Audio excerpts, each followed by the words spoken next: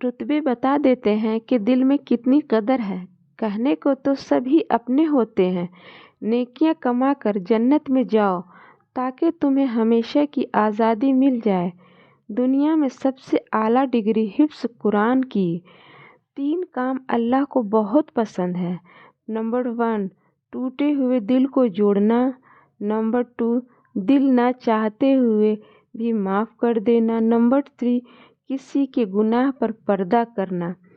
हज़रत अली फरमाते, ज़्यादा सोचने से बेहतर है कि इस्तग़फ़ार किया जाए।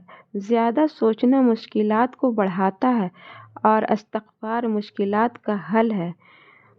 जब तुम्हें लगे तुम्हारा कोई नहीं तो आसमान की तरफ देखना। वहाँ वह है जो हमेशा से तुम्हारा था और हमेशा तुम्हारा रहेगा। हज़रत अली ने फरमाया, तुम किसी के साथ नेकी करो और तुम्हें इसका बदला बुराई की सूरत में मिले तो समझ लो कि तुम्हारी नेकी कबूल हो गई।